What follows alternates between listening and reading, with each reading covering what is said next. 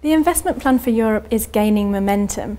Can we take a few steps back in time and look at where it all began and why it's such a priority for the Juncker Commission?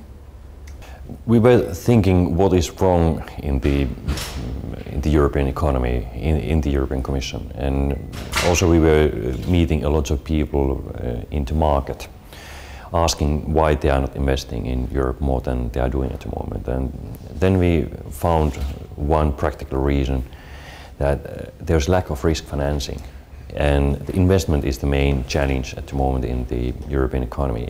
Things are moving the right direction in fiscal terms, and public debt level is coming down, but what is missing is investment. And private sector told us that don't pump more public liquidity to the market because there's plenty of liquidity in the market, but if you want to do really something which has a big impact, try to organize some risk financing.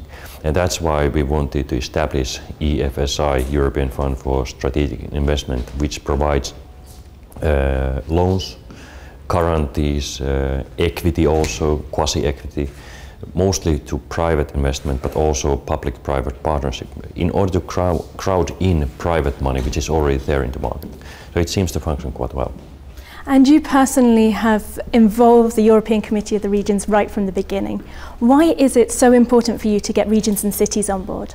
The Committee for the Region is a main, or one of the main collaborative partners to us, because every single investment happens in some region or in some municipality. So that's why the regional leaders must know what is available, because they are the ones who can pass on messages to private investors. If you are lacking risk financing, there is a facility which you can use.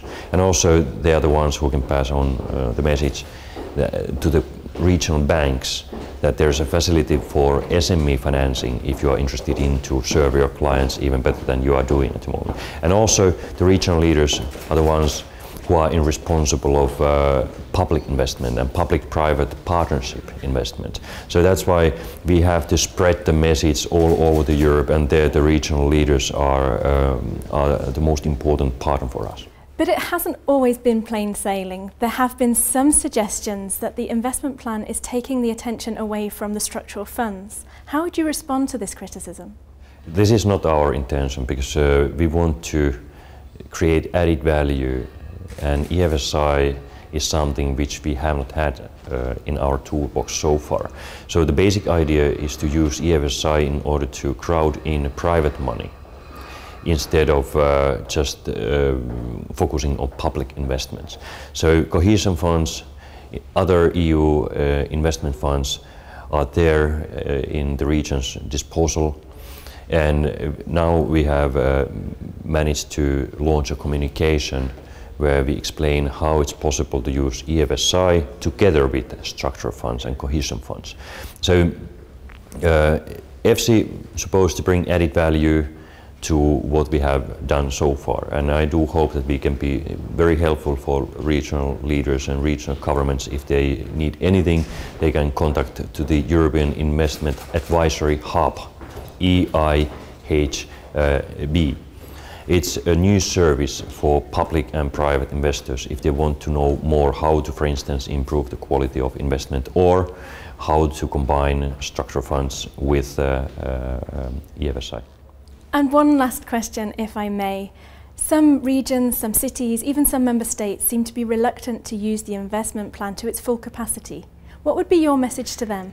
My message is that look at all the opportunities what we have to offer to them, because we need jobs, we need economic growth, we need high quality jobs and investments for the future. So EFSI is there in order to help private investors to do those innovative investments, for instance renewable energy investments or smart city solutions, or R&D related investments. So EFSI functions well. We have already used EFSI in worth 11 billion, and this will trigger around 83 billion additional concrete investments throughout Europe. So I wish that all the regions which have not already benefited from EFSI would look at this opportunity too.